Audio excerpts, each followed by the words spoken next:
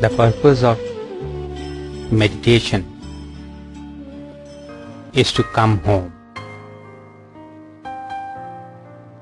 to realize peace, unconditioned, bliss absolute,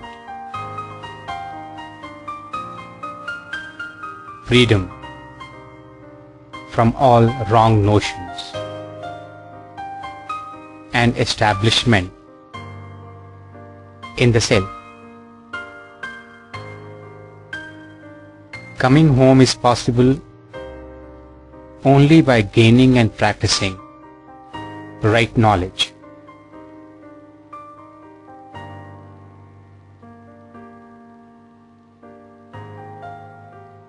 It requires letting go of the wrong knowledge. If you see a snake in a rope, you get scared. In reality, you are getting scared because of your wrong vision. The snake is not there. You are only imagining that it is there. In order to gain peace, it is imperative that you give up your illusions and acquire the right understanding. As soon as the imaginary snake disappears, you will be peaceful. Yes, you don't need to do anything else. Just do deep contemplation and get rid of the wrong notions. Gain the right knowledge and practice sincerely. You shall obtain freedom. You will naturally become peaceful and happy.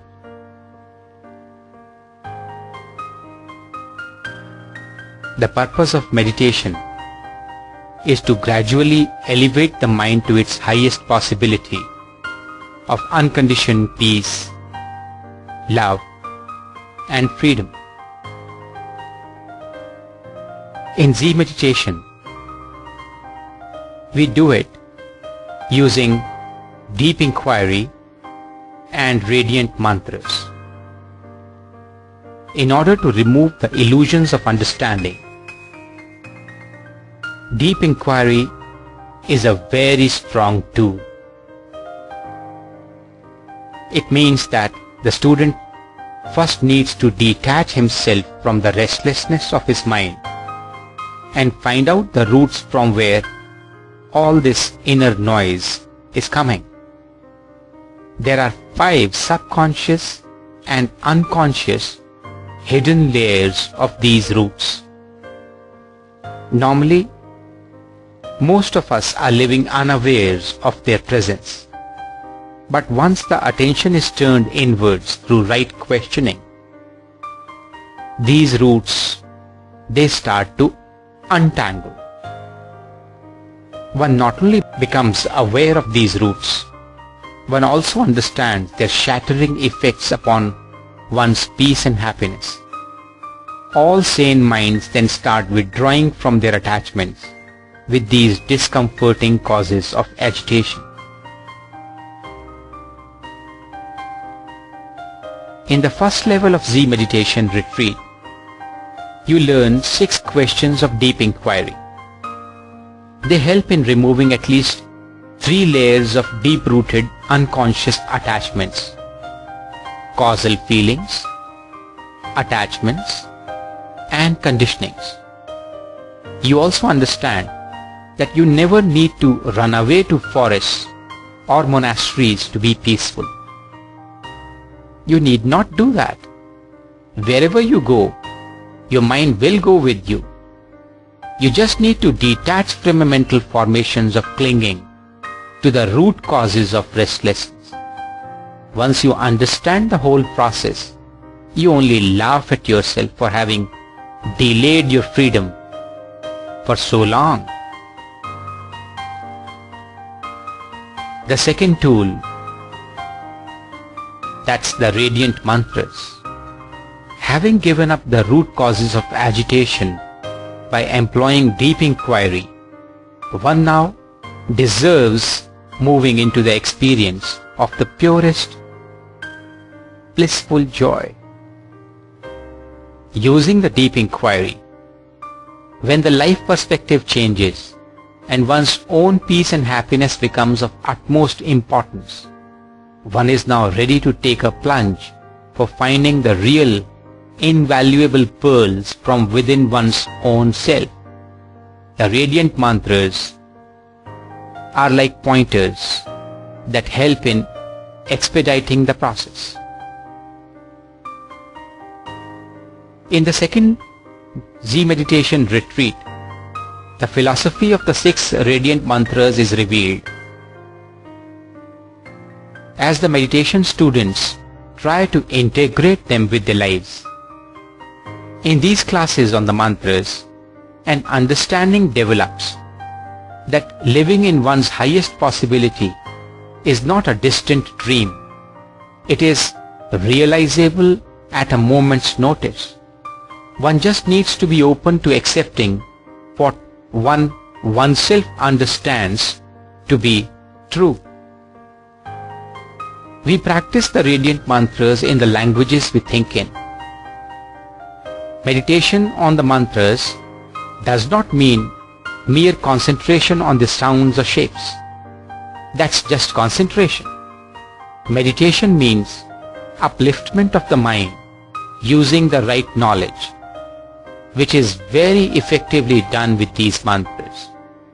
One contemplates best in one's own language, we believe. Why make double the effort by saying the mantras in a foreign language and then translating it for contemplating over it? That is not required at all. Clear thinking is the most important thing. Concentration is just a byproduct of right thinking. There are 6 mantras that are taught in the second level of Z meditation. When the mantras are practiced, all effort is made to see to it that they don't turn into mechanical repetitions.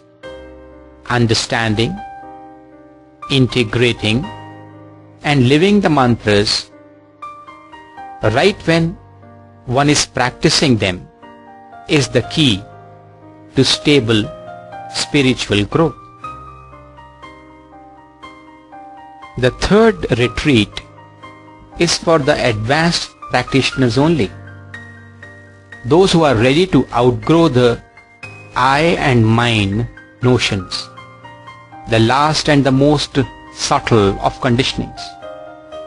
These notions happen to be the deepest layers of wrong definitions or stories that most of the people in the world are infected by. The students of this course study 2 great inspiring spiritual texts, Bhagavad Gita and Ashtavakra Samhita, in the philosophy classes. The deep inquiry deepens further here with the introduction of the last questions about the self.